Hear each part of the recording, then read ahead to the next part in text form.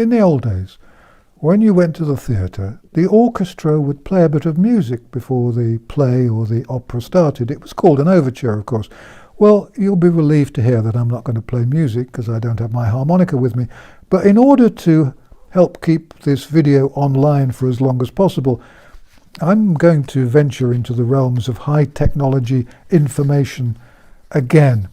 So throughout this video, when I say that word, I mean that word. And when I say that word, I mean that word. Okay? Right, the overture is now over. Oh, and two other things. If you put a comment underneath this video, please don't use the word that I just replaced with stuff. And if you want someone to find the video, give them a link or the title, because the word that I'm not using doesn't appear on any other tags, because that would be a bit stupid. Right, down to business. Ever since this fake crisis began, doctors and governments have been pushing us all in a single direction. Once again, much of the information I'm using relates to the UK, but it is, I think, valid for just about every country on the planet. And it's fair to say that the global medical profession has hardly covered itself in glory during the last few months. It's difficult to avoid the suspicion that everything that's been done has been directed towards preparing nations everywhere for mass, mandatory stuffing programs. It seems that nothing else matters, and it seems that the stuffing is being done not to protect, but to control. Just the other day, the New York State Bar Association said it should be mandatory for all Americans to have a COVID-19 stuffing, including those who don't want it for religious, philosophical or personal reasons. They don't give medical reasons as an exclusion possibility, but they presumably wouldn't allow that as a let-out either. Now, I don't know about you, but I'm a bit wary about giving medical, religious and philosophical, about taking medical, philosophical and religious instructions from a bunch of lawyers. I just hope the American public feels the same way. Let the lawyers have this stuff if they want them.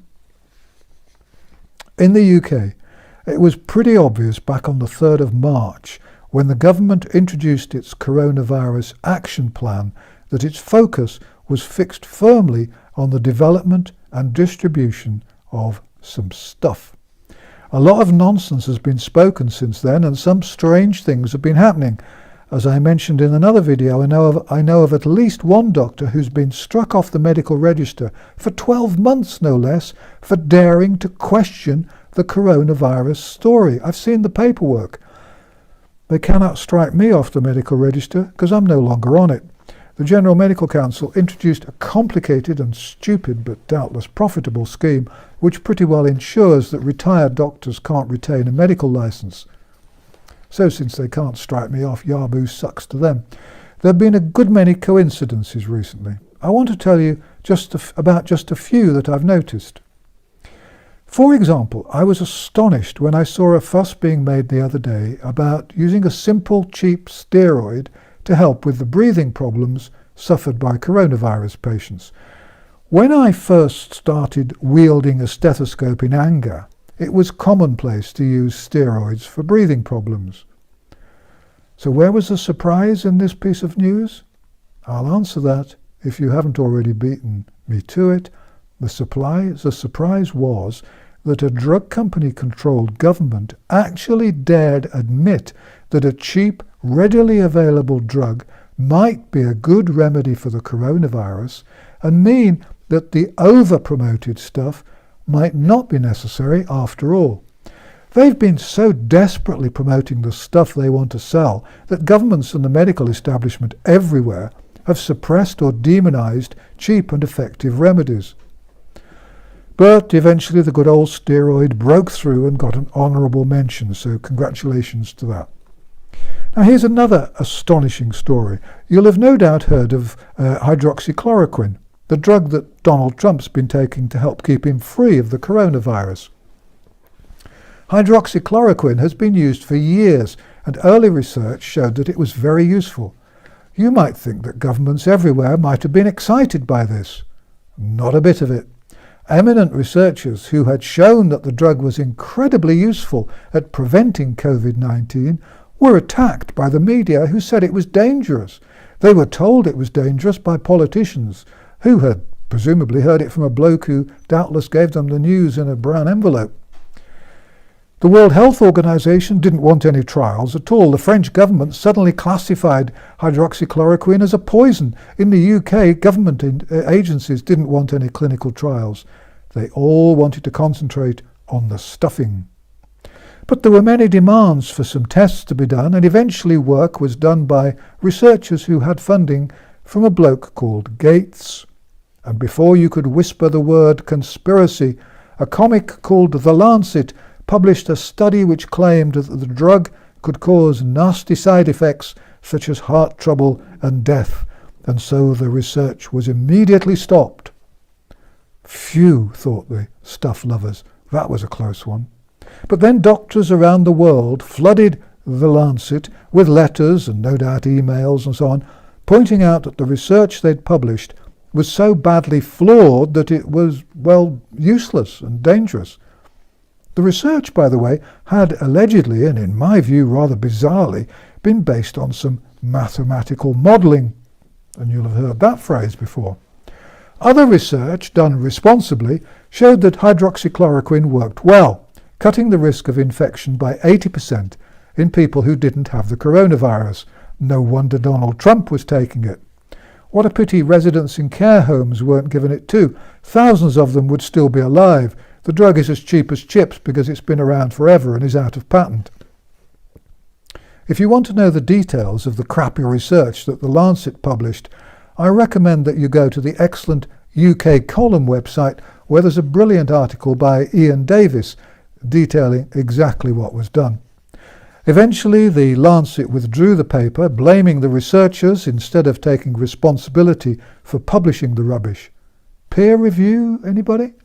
Now, by another one of those astonishing coincidences with which you are becoming familiar these days when it comes to stuff and stuffing, I cannot think of any medical journal which has quite the enthusiasm of The Lancet for encouraging doctors to stick needles into people and pump stuff into their bodies. In March 2019, an editorial in The Lancet reported that parents who refuse to have their children stuffed are often required to attend a course on the risks of not stuffing their children. The Lancet did not suggest, though it would have made more sense to me, that those who have their children stuffed should be required to attend a course on the risks of stuffing their children. My own philosophical belief is that parents who have their children stuffed are guilty of child abuse and should be charged accordingly. I recognise that this is not a view widely held within the medical profession. It is, I think, worth pointing out that The Lancet is a commercial journal which makes, or seems to make, or should make, a good deal of money from advertising. The last time I looked, a full-page advert in The Lancet could cost over £10,000, and it has quite a small circulation. Who buys the advertising? Well, if you guessed that most of it was paid for by drug companies, then you probably wouldn't be far off the mark. And who makes stuff? Drug companies? Am I being unfair in fearing there could be perhaps a conflict of interest here? Let's just call it a coincidence. So anyway, that's the story of hydroxychloroquine. A cheap, readily available but out of patent drug was available and far more useful than a jabby thing, but serious attempts were made to block its use. I wonder why. This whole story gets more staggering by the minute, and I confess that sorting it out is rather like sitting on a swing and trying to do a jigsaw with your eyes shut. However, I have put together a lot of the facts and gathered together some more rather curious coincidences. For example, at one point the World Health Organization announced that people who had the coronavirus would not be immune and would still need to be stuffed. No one ever tried to explain how stuff for a disease could provide immunity if the disease itself couldn't provide immunity, but it was also suggested that we might all need to have 2 doses, or possibly an annual dose to keep us topped up. Boy, wouldn't that bring in the billions. But we must not be cynical about this, nor must we be cynical about the fact that the drug companies appear to be negotiating zero liability for themselves. In other words, if some of the stuff should kill or maim, then the company wouldn't be responsible. I don't think this has ever happened before in any sphere of human activity.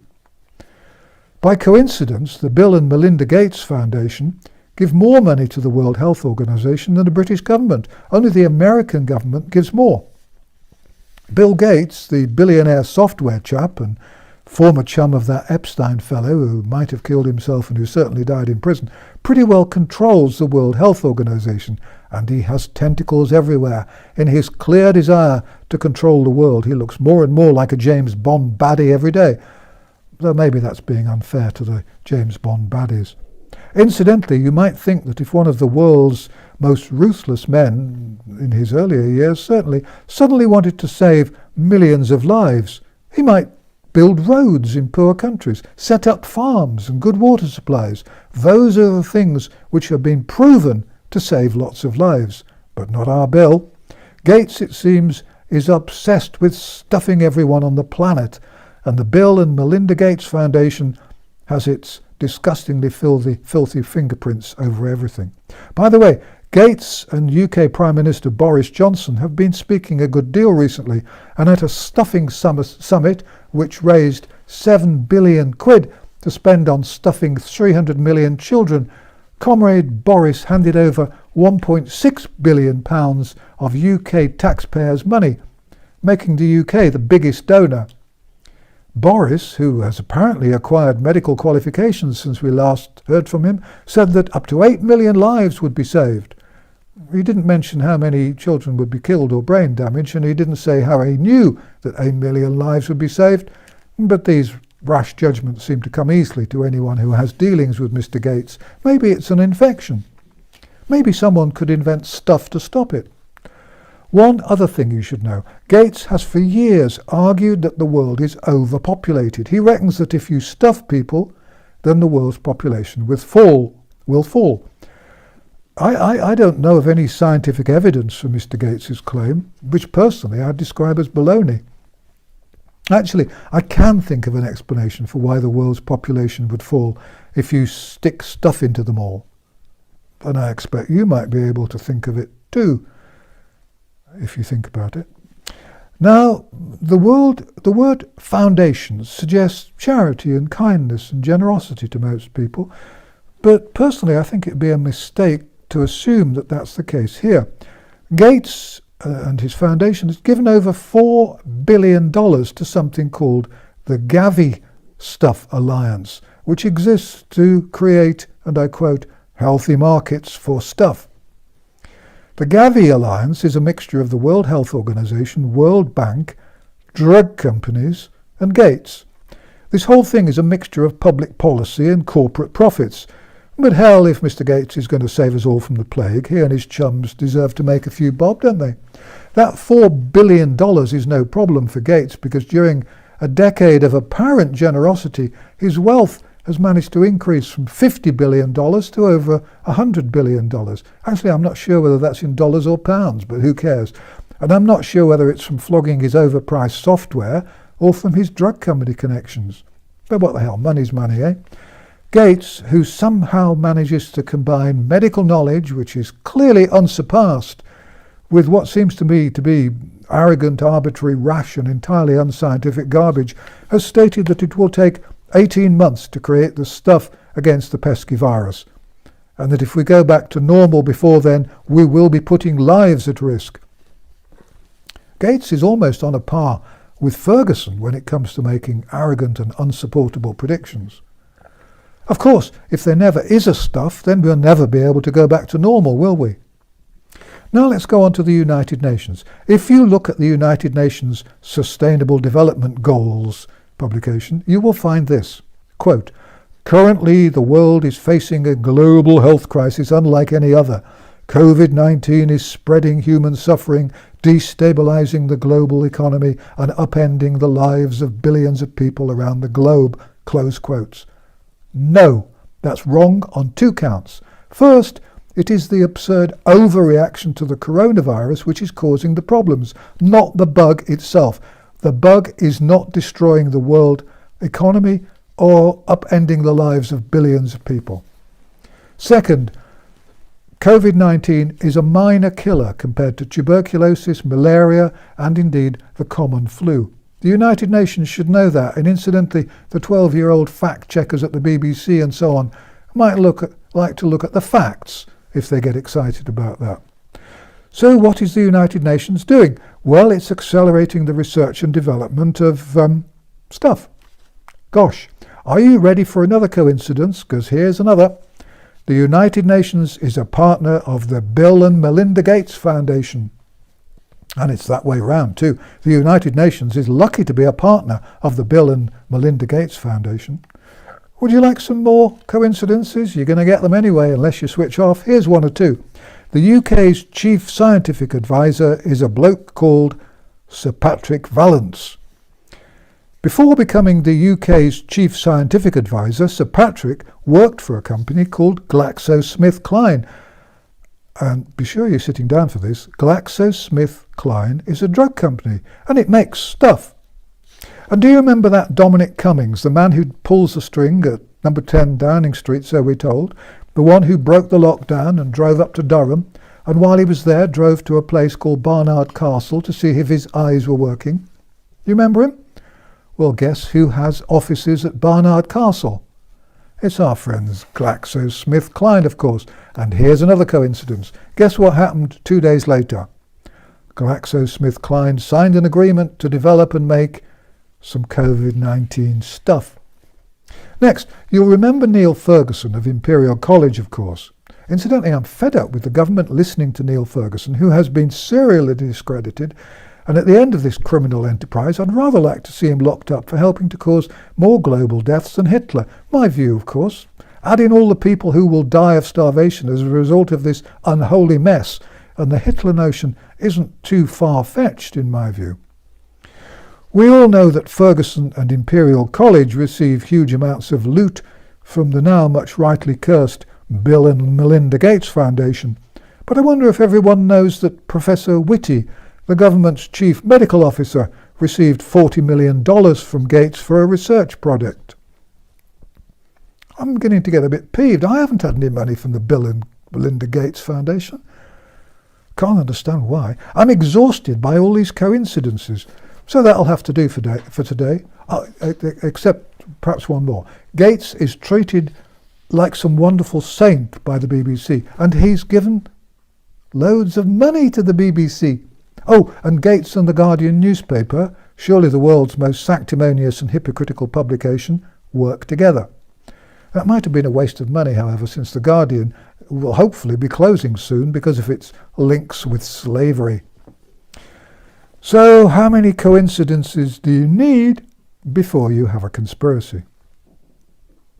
What else is there? Well, yes, the British government tells us proudly that one big drug company is already making some stuff that has not yet passed any tests. It appears that the company has bypassed the usually considered necessary animal experiments, presumably because they've listened to me and now accept that animal experiments are both unnecessary and misleading, and so they're going straight into manufacture, though they are giving some of the stuff to a few people, presumably to make sure none of them die within a week. I bet the research paper gets published in The Lancet. This is, I feel safe in saying, the first time that a drug company has started to manufacture something before any tests have been done. Have they been guaranteed permission to use the stuff, whatever the results? Is it pre-approved, whatever the danger? Or have British taxpayers unknowingly underwritten the costs? The one rock-solid certainty is that you cannot safely fast-track the production of anything you intend to put into human bodies. It normally takes 5 years to create some stuff. Even Bill Gates said it took 18 months. This plan to inject everyone on the planet with an experimental stuff is, I suspect, going to be the most dangerous experiment in the history of the world. But still, we're going to be giving legal immunity to the researchers, the drug companies, and no doubt the government. Gates, I should mention again, has a history of being involved in some pretty dodgy medical goings-on. Just look at what's happened in India, for example, and take another look at my video entitled Advice for Anyone Not Wanting to be Stuffed. And this, remember, is all for a virus which is provably less deadly than the flu. And if anyone tells you differently, they've not been looking at the facts and they're telling porky pies. Oh, another day I must talk about Gates and his determination to have us all eating his fake food. Is that the reason why we have to get rid of farmers? And there's his enthusiasm for reducing the size of the world's population. That's a bit of a worry. And the way he made his money. Oh, there's so much to talk about, but one thing's for certain. In my view, the world would be a damn sight safer if Master Gates went home and used his money to hire someone to improve his rotten software. Finally, there is one more coincidence. I hope they won't take it personally or feel offended, but not one of the people I've mentioned here seems to me to have the morality of a walnut. Thanks for watching An Old Man in a Chair, and thank you for all your support and encouragement. Please copy and share the videos on Twitter and Facebook, from which I am banned. Let's spread the truth. If you'd like to put on a translation, that would be great. If my videos disappear, please go to my website to find out where you can see them. The transcripts of all my videos, including the banned ones, are always on my website, www.vernoncoleman.com. This channel has not been monetized. I haven't authorized any advertising, and there's no sponsorship. If you'd like to see more videos from me, then please subscribe to my channel, because the videos aren't always easy to find. Although it may feel like it at times, please remember that you're not on your own. More and more people are waking up, and I firmly believe that together we can win this fight, and we will. Thank you for watching.